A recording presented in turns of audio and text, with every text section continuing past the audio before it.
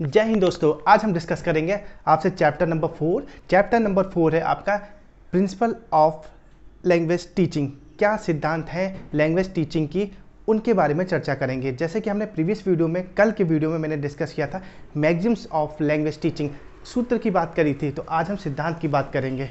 ठीक है, तो कंटिन्यू करते हैं आज का अपना लेक्चर।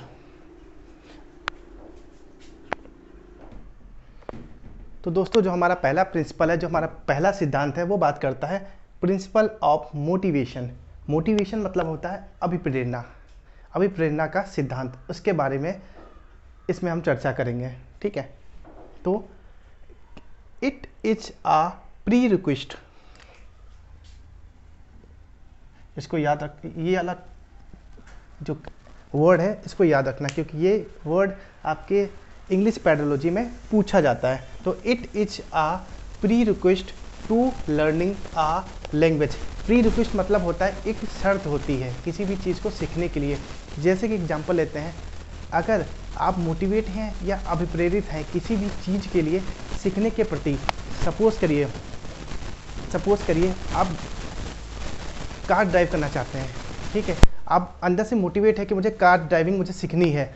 ठीक है, तो ये कुछ ना कुछ आपकी चुनौती या आपकी कोई शर्त है कार सीखने के लिए ना, तभी तो आप मोटिवेट हैं सीखने के लिए। तभी इसमें बोला गया है it is a pre request to learning a language.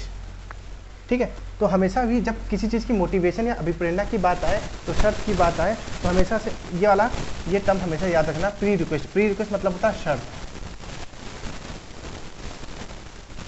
अगर बंदा किसी चीज़ के लिए अभिप्रेरित है या मोटिवेटेड है, तो उसकी कोई ना कोई शर्त होगी, कोई ना कोई चुनौती होगी जिसको उसको फुलफिल या पूरा करना होगा ना। अब पढ़ते हैं आगे। It plays an important role in the development of language. यह एक बहुत ही महत्वपूर्ण भूमिका निभाती है आपकी लैंग्वेज डेवलपमेंट में। अभिप्रेरणा, जब कोई भी चीज़ हम सीखने के लिए अभिप्रेरित होते हैं, तो हमारा कोई ना कोई लक्ष्य होता है या कोई शर्त होती है या कोई चुनौती होती है, तभी हम उसको फुलफिल करते हैं, तभी हम अभिप्रेरित होते हैं। सपोज करिए अभी आपको गवर्नमेंट जॉब चाहिए, तो आप क्या है, आप मोटिवेट हैं पढ़ने के प्रति, आप पढ़ाई कर रहे हैं, आपकी कोई शर्त है कि मुझे नौकरी पानी है, इसीलिए तो आप अभिप्रेरित हैं कि मुझे नौकरी पानी है, तभी आप पढ़ाई कर रहे हैं। ठीक है, अब आप पढ़ते हैं आगे। एक मनोविज्ञान है, B.F. स्किनर, आपने उनका नाम सुना होगा। B.F. स्किनर ये कहते हैं motivation is a national highway of learning. Motivation is a national highway of learning. जो B.F. स्किनर थे, इन्होंने क्या मोटिवेशन के बारे या अभिप्रेरणा के बारे में कहा है कि यह जो हमारा मोटिवेशन, जो हमारा अभिप्रेरणा है, वो नेशनल हाईवे आप लोग जानते हैं जिस पे गाड़ियाँ दौड़ती हैं रफ्तार में। तो हम भी इसी तरह अभिप्रेरित होना चाहिए हमको अंदर से किसी भी चीज़ को सीखने के लिए। ठीक है, तो ये बात B.F. स्किनर ने कहा है, motivation is a national highway of learning. तो ये जो सारी बात मैंने आपको समझाई है, ये सारी बात किसके अंदर आती है, प्रिंसिपल ऑफ मोटिवेशन, अभिप्रेरणा के सिद्धांत के अंदर सारी बात आती है। आप हमेशा ये पॉइंट जरूर याद रखना, प्री रिक्वेस्ट जब भी पूछा जाएगा कि कोई अगर क्वेश्चन बन के आता है, तो ये किसके अंतर्गत आएगा, तो वो आपका हमेशा मोटिवेशन के अंदर प्री रिक्वेस्ट आएगा।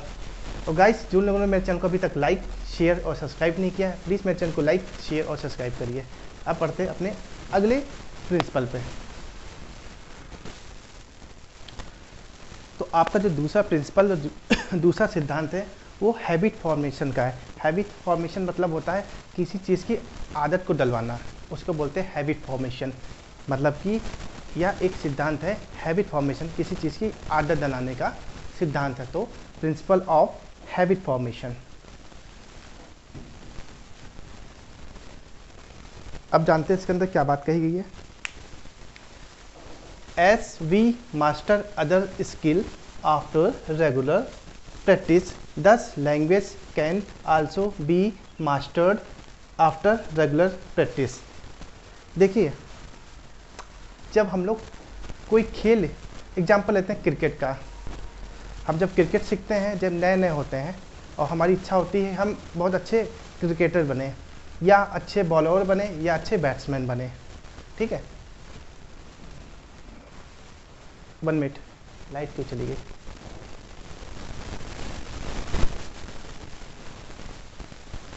या तो अच्छे क्रिकेटर बने या एक अच्छे बॉलर बने, तो उसके लिए क्या होता है कि हम रेगुलर डेली प्रैक्टिस करें। अगर बॉलर बनना चाहते हैं तो बॉल की फेंकने की प्रैक्टिस करनी चाहिए, और अगर हम वेट 1 मिनट यार, पता नहीं दोस्तों बार बार लाइट डिस्टर्ब कर रही थी, सही करने गया था मैं, कोई नहीं। तो इसमें हम क्या डिस्कस कर रहे थे? प्रिंसिपल ऑफ हैबिट फॉर्मेशन की हम बात कर रहे थे, ठीक है। तो हैबिट फॉर्मेशन में क्या होता है, मैं एग्जांपल ले रहा था क्रिकेटर या बॉलर्स का। सपोज करिए आप किसी चीज़ में एक परफेक्ट बनना चाहते हैं, तो उसके लिए हमें क्या कंटिन्यू डेली के डेली हम उस चीज़ के लिए प्रैक्टिस करेंगे। अगर हम एक अच्छे क्रिकेटर बनना चाहते हैं, अच्छे बैट्समैन बनना चाहते हैं, तो हम डेली प्रैक्टिस करेंगे, या एक अच्छे बॉलर बनना चाहते हैं तो डेली प्रैक्टिस करेंगे कैसे बॉल को फेंकनी है, तभी तो हम उस चीज़ में परफेक्ट आएंगे।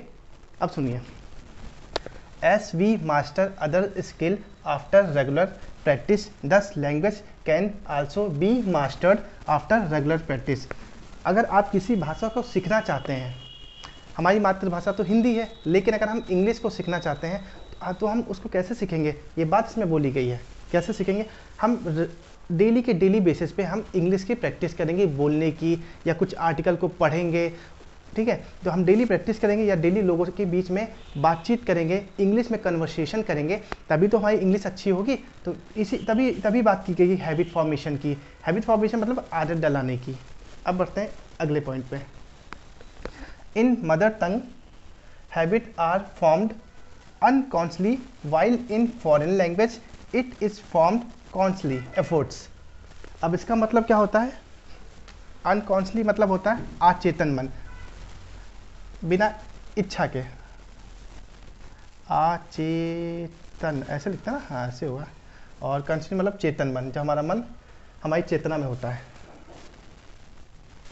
चेतन। देख लेना हिंदी, ठीक है। In mother tongue habits are form unconsciously, अचेतन मन से। क्या होता है, जैसे मान लो कि हमारी तो मातृभाषा हिंदी है, तो इसमें क्या है कि हमको इतनी मेहनत नहीं करनी पड़ती है हिंदी को सीखने के लिए, क्योंकि हमारे घर में डेली हिंदी बोली जाती है, या जहाँ हम जाते हैं वहाँ हिंदी बोली जाती है। तो इसमें हम अनकॉन्शियस माइंड से हम हिंदी को सीख जाते हैं, जिसमें ज़्यादा हम मेहनत नहीं करनी पड़ती। लेकिन वहीं while in foreign language it is formed consciously मतलब चेतन एफर्ट। वही बात आ गई जब हमको दूसरी लैंग्वेज सीखनी होती है। जब हमको दूसरी लैंग्वेज सीखनी होती है या दूसरी भाषा सीखनी होती है, जैसे कि हमको अगर हिंदी सीखनी है, जैसे कि हमको अगर इंग्लिश सीखनी है, तो हमें क्या है, अपना दिल और दिमाग लगा के चीज़ को सीखना पड़ेगा, क्योंकि वो हमारे लिए अनफैमिलियर है, उसको हम नहीं जानते हैं। जिस चीज़ को हम नहीं जानते हैं और कोई चीज़, उस चीज़ को हम जब सीखते हैं तो पूरा दिल या मन और अपना दिमाग को वही रख के सीखते हैं, तभी तो चीज़ों को सीख पाते हैं। अगर हिंदी, अब बात करते हैं हिंदी की, हिंदी को हम क्या है कि हम लाइटली ले लेते हैं, क्योंकि हिंदी हमारे डेली लाइफ में यूज़ की जाती है, तभी वो अचेतन मन से सीखी जाती है। और जो आपकी दूसरी लैंग्वेज इंग्लिश है, वो चेतन मन से सीखी जाती है। अब ये बात आपको इसमें क्लियर हो गई होगी। इसमें क्या है, किसी भी चीज़ को सीखने के लिए एक हैबिट, एक आदत डालने की इच्छा की बात की गई है। अब बढ़ते हैं अपने अगले प्रिंसिपल पे।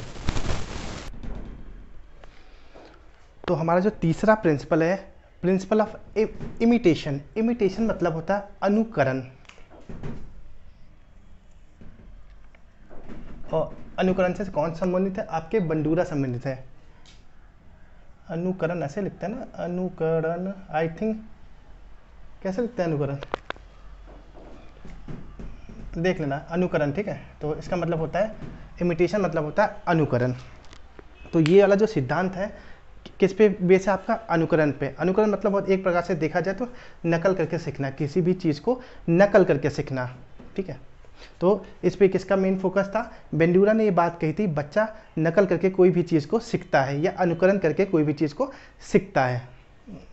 इसमें बोला a child imitates his teacher very much जो बच्चा है अपने शिक्षक की बहुत नकल करता है। ठीक, आगे, does the teacher must become a good model for the children. जो शिक्षक है जो बच्चों को पढ़ा रहा है वो एक अच्छे मॉडल के रूप में आना चाहिए। क्योंकि अब यहाँ पे बात सुनो, अगर टीचर जब आपको पढ़ा रहा है तो आपका जो कम्युनिकेशन या प्रोनाउंसिएशन या वाक्य का जो उच्चारण है वो बिल्कुल ही स्पष्ट और बिल्कुल ही साफ होना चाहिए, ताकि बच्चे जो आप बोल रहे हो वही चीज़ बच्चे सुन रहे हैं ना, बच्चे आपको कॉपी कर रहे हैं ना, तो जो आप बोलोगे बच्चे उसी चीज़ को कॉपी करेंगे। अगर आप अच्छा बोलोगे तो बच्चे अच्छी चीज़ को सीखेंगे, अगर आप खराब उच्चारण करोगे तो बच्चे भी खराब उच्चारण करने लग जाएंगे।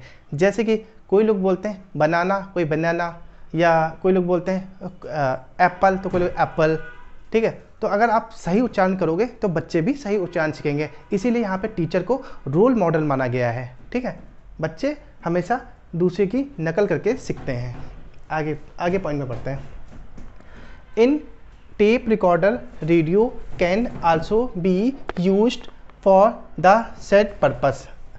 अब क्या है, यहाँ पे जो आपके टेप रिकॉर्डर्स होते हैं या फिर आपके रेडियोस होते हैं, मोस्ट प्रॉब्ली आपने देखा होगा जो अच्छे न्यूज़ चैनल हैं उनके जो जर्नलिस्ट होते हैं उनका वाक्य उच्चारण बड़ा ज़बरदस्त होता है। तो ऐसे रोल मॉडल होते हैं उनको जो बच्चों को, जो छोटे बच्चे जो बच्चे हैं उनको ऐसे रोल मॉडल को दिखाना चाहिए जिनका काफ़ी अच्छा उच्चारण है, ताकि बच्चे भी अपने वाक्य उच्चारण या अपना बोलने का तरीका जो भी है अच्छी तरह से समझ सकें। ठीक है, ऐसे लोगों के बीच में नहीं बैठाना चाहिए ऐसे लोगों के बीच में नहीं हम उनको अलाउ करेंगे जिनका खुद का वाक्य उच्चारण नहीं अच्छा है। तभी कहते हैं इंग्लिश में जो भी स्कूल है वहाँ पे अगर टीचर ही ज़बरदस्त पढ़ाने वाला है तो बच्चे ऑटोमेटिकली ही ज़बरदस्त हो जाते हैं।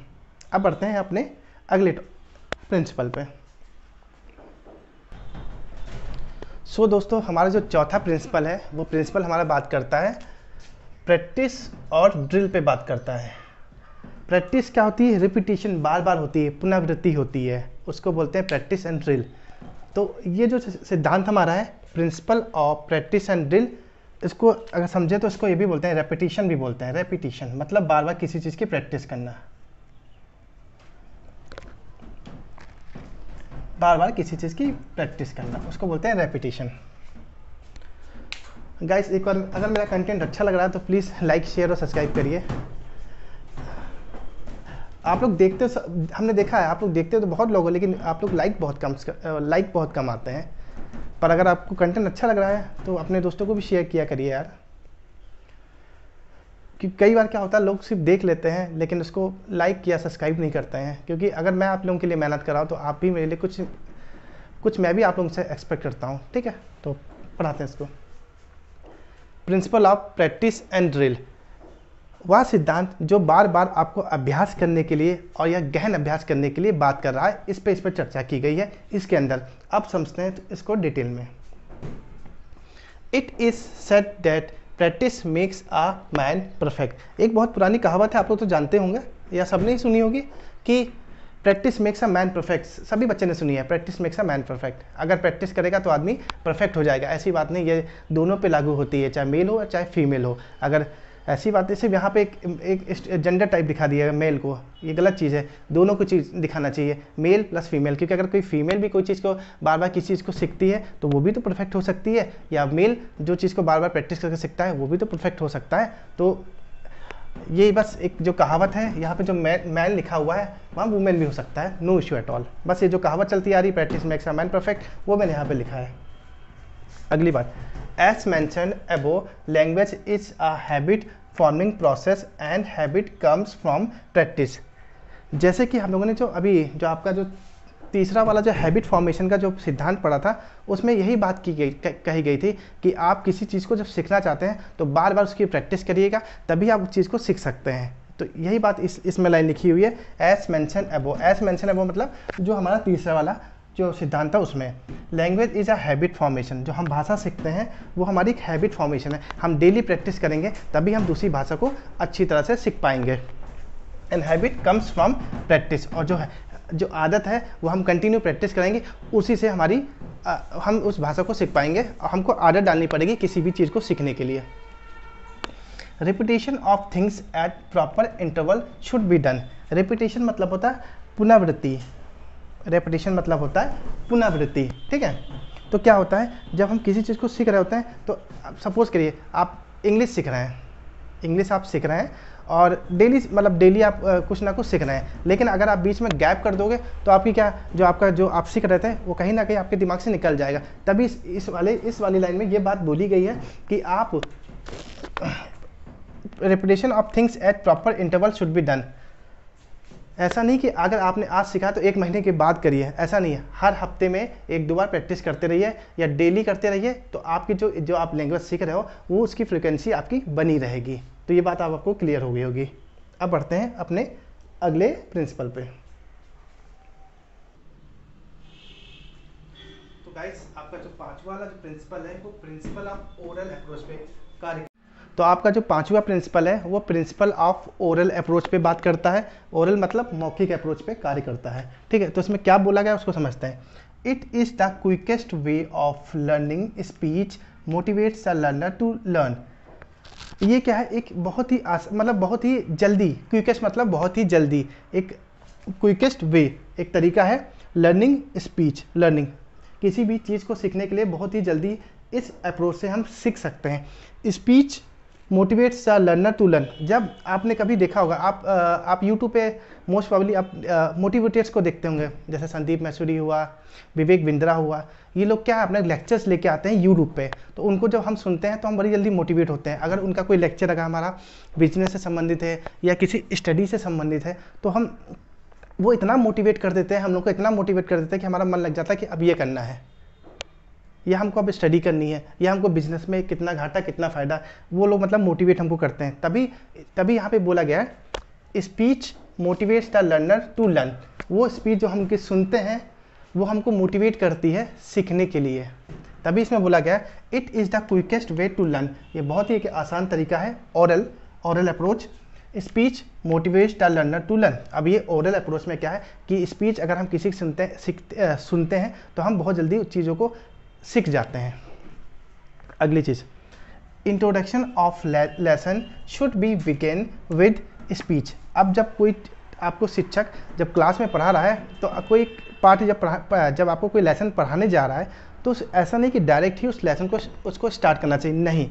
एक उस जो टॉपिक है या जो लेसन है उसके प्रति एक छोटा सा इंट्रोडक्शन या स्पीच के रूप में उसको बताना चाहिए, तो बच्चे ज़्यादा अच्छा इंटरेस्ट लेंगे। Because is vital in language play. ये बहुत ही महत्वपूर्ण इंपॉर्टेंट रोल प्ले करता है लैंग्वेज सीखने में। आगे, speech must proceed reading and writing. Speech जब हम अच्छी तरह से हम चीज़ को समझ गए, सीख गए, फिर हमको प्रोसीड करना चाहिए किसकी तरफ, पढ़ने की तरफ और लिखने की तरफ हमको बढ़ना चाहिए आगे। आई होप ये आपको क्लियर हो गया होगा। अब बढ़ते हैं अपनी आगे वाली प्रिंसिपल पे। अब हम लोग का जो छठा प्रिंसिपल है वो बात करता है नेचुरल ऑर्डर पे, प्राकृतिक ऑर्डर की बात करता है, उसके बारे में डिस्कस करते हैं। Principle of natural order of learning. किसी भी चीज़ को हम सीखते हैं तो एक नेचुरल वे से सीखना चाहिए, जो उसका क्रम या सीक्वेंस बना हुआ है उसी के अनुसार हमको सीखना चाहिए, तब हमको चीज़ों को अच्छी तरह से अच्छी अंडरस्टैंडिंग, बेहतर अंडरस्टैंडिंग हमारी बनेगी। Listening, speaking, reading, writing are 4 basic skill of language. भाषा की जो 4 मुख्य कौशल है LSRW, लिसनिंग, रीडिंग, राइटिंग, जो आपकी 4 मुख्य हैं LSRW कौन कौन सी, लिसनिंग, स्पीकिंग, रीडिंग, राइटिंग, ठीक है। तो ये हमें हमेशा ही एक सीक्वेंस में, एक ऑर्डर में, एक क्रम में बच्चे को सिखाना चाहिए। वो कौन सा क्रम है, क्रम ये है LSRW। तो पहले क्या बच्चे को अब सुनना तो कॉमन चीज़ है, जब कोई बच्चा पैदा होता है, छोटा बच्चा होता है, तो वो स्टार्टिंग से ही सीखना चालू करता है, फिर सीखने के बाद वो बोलना चालू करता है, बोलने के बाद पढ़ना चालू करता है, पढ़ने के बाद वो लिखने लगता है। लेकिन किसी किसी केस में क्या होता है, बच्चा ये तो कर लेता है, सुनता भी है, बोलता भी है, लेकिन पढ़ेगा बाद में, लेकिन कॉपी किताब लेगा तो ऐसे से गोदने लगता है। तो ये जो गोदने का होता है ये है तो राइटिंग का ही पार्ट, लेकिन ये इस सीक्वेंस में नहीं काउंट किया जाता है। इसको बोलते हैं स्क्रिबलिंग। चीलम काटी बच्चे नहीं बनाते हैं, उसको बोलते हैं स्क्रिबलिंग। ये आपको पढ़ा चुके हैं, स्क्रिबलिंग बोलते हैं, ठीक है। तो ये ऑर्डर नेचुरल ऑर्डर वे का स्क्रबलिंग जो हमारा है वो हिस्सा नहीं है। तो हमको जब भी किसी छोटे बच्चों को या किसी को कोई भी चीज़ सिखानी चाहिए या पढ़ानी चाहिए तो एक नेचुरल वे, एक क्रमिक वे में सिखाना चाहिए। तो यह listening, speaking, reading, writing are 4 basic skill of language. जो भाषा कौशल है लैंग्वेज की, उसकी चार मुख्य कौशल्स हैं। आप जैसे कि सुनना, बोलना, पढ़ना, लिखना। ठीक है, अब आगे बढ़ते हैं। This skill should be thought in their natural order. जो ये चारों कौशल है एक क्रमिक और एक नेचुरल वे में बच्चे को सिखानी चाहिए। एग्जाम्पल LSRW शॉर्टकट है किसका? ये हो गया लिसनिंग, ये speaking, reading, writing. Because a child first listen to the sound. अब क्यों एक क्रमिक वे में सिखाना चाहिए? क्योंकि बच्चा सबसे पहले साउंड या आवाज़ को ही सुनता है, उसके बाद sound of a language, then speak, आवाज़ सुनता है, उसके बाद वो बोलना चालू करता है, और उसके बाद देन स्टार्ट रीडिंग और राइटिंग, उसके बाद वो पढ़ना और लिखना चालू करता है। तो ये बात इसमें बोली गई है और नेचुरल ऑर्डर प्रोसेस में। तो नेचुरल ऑर्डर प्रोसेस में यही बात बोली गई है, जो 4 आपके LSRW है, इसी क्रमिक वे में बच्चे को सिखाना चाहिए। अब बढ़ते हैं अपने अगले प्रिंसिपल पे। तो एक बार मेरे चैनल को लाइक, शेयर और सब्सक्राइब करिए। मिलते हैं। तो आपका जो 7वां प्रिंसिपल है वो principle of using mother tongue. Mother tongue मतलब होता है अपनी मातृभाषा का इस्तेमाल या सिद्धांत जो आपका कार्य करता है मातृभाषा की, जो मातृभाषा है उस पर कार्य करता है। ठीक है, तो कहता है many linguistic are against the use of mother tongue in teaching foreign language. इसमें कहने का मतलब यह है जो मनोवाद थे वो सब इसके विपक्ष में थे, इसके अगेंस्ट में था इस लैंग्वेज में, मतलब इस सिद्धांत के लिए, क्योंकि इन्होंने कहा था ये अगेंस्ट में थे मदर टंग में इन टीचिंग फॉरेन लैंग्वेज। इनका कहने का मतलब ये था अगर आप किसी बंदे को कोई दूसरी भाषा सिखा रहे हो तो उसकी मातृभाषा का इस्तेमाल ना करो। ये जो मनोवाद थे इन लोगों का कहने का मतलब ये था कि आप दूसरी भाषा का इस्तेमाल ना करिए, जो चीज़ सिखा रहे हैं आपको उसी भाषा में, उसी चीज़ में, उसी लैंग्वेज का इस्तेमाल करते हुए आप उस बच्चे को जो इन्फॉर्मेशन दे रहे हो वो आप उसको दीजिए, लेकिन मातृभाषा का इस्तेमाल नहीं करना है। लेकिन जो ये सिद्धांत है, ये सिद्धांत कहता है कि अगर आप किसी बच्चे को दूसरी भाषा सिखा रहे हो तो आप मातृभाषा का भी इस्तेमाल करके उसको सिखा सकते हो दूसरी भाषा। ठीक है, अब बढ़ते हैं अपने अगले टॉपिक, अगले हेडिंग पे। Input from the target language is a simple graded manner can help. इसमें कहा गया है कि जो हम इनपुट्स देते हैं, जो हम टारगेट लैंग्वेज, जैसे कि हमारी टारगेट लैंग्वेज है इंग्लिश, उसको हम सीख रहे हैं तो हमको कैसे सीखना चाहिए? क्या हमको हमेशा सिंपल ग्रेडेड मैनर में सीखना चाहिए? हमने आपको बताया था एक सिंपल टू कॉम्प्लेक्स की बात की थी हमने, सिंपल टू कॉम्प्लेक्स। आप मेरा पुराना लेक्चर देखिए, उसमें ये मैंने आपको समझाया। सिंपल मतलब होता है सरल और कॉम्प्लेक्स मतलब है जटिल,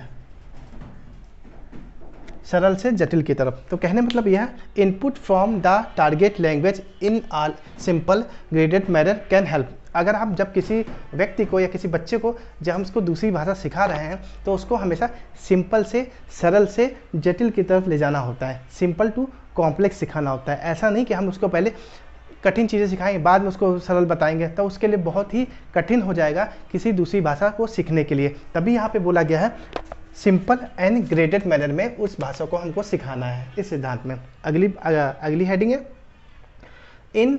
इन general the use of mother tongue can facilitate the acquisition of foreign language. Acquisition मतलब आप लोग जानते हैं ना, अर्जन होता है, उसको बोलते हैं अर्जन। और अर्जन हमारा जन्मजात होता है, हमको बचपन से ही हमको अर्जन मिल। नॉम चॉम्स्की ने की बात की है अर्जन की, वो हम उनका जब टॉपिक पढ़ेंगे तो उसमें डिस्कस करेंगे। तो in general the use of mother tongue can facilitate मतलब सुविधादाता the acquisition for foreign language. तो इस सिद्धांत में बात की गई है आप अपनी मातृभाषा का इस्तेमाल करते हुए आप टारगेट लैंग्वेज को सीख सकते हैं। जो आपकी जो मातृभाषा है वो एक सुविधादाता के रूप में आपकी हेल्प करेगी, आपको टारगेट लैंग्वेज या जो आप दूसरी भाषा सीख रहे हो उसमें वो आपकी हेल्प करेगी। तो गाइस ये आज का था पूरा 1 to 7 तक ये सारे प्रिंसिपल्स थे। और इस और जो मैंने अभी जो कल लेक्चर लिया था और जो आज का लेक्चर है, मैं एक साथ दोनों के जो क्वेश्चन एमसीक्यूज हैं फ्रेम करूंगा, वो आपको मैं डिलीवर करूंगा, वो आपको समझाऊंगा और पढ़ाऊंगा। ठीक है, तो ऐसे मेरे चैनल पे बने रहिएगा और लाइक शेयर और सब्सक्राइब अपनी श्रद्धा से करते रहिएगा। तो मिलते हैं आप अगले लेक्चर में। हाँ, एक चीज़ और है, अगर आप लोग मुझे इस वीडियो के कमेंट में अगर बताएंगे तो मैं आप लोगों को साथ के साथ हिंदी की भी साइकोलॉजी स्टार्ट कर दूंगा। तो आप मुझे कमेंट करके बताइए कि मैं आपको साथ के साथ हिंदी की साइकोलॉजी स्टार्ट करूं या पहले इंग्लिश की पूरी करूं। तो मिलते हैं अगले लेक्चर में, बाय।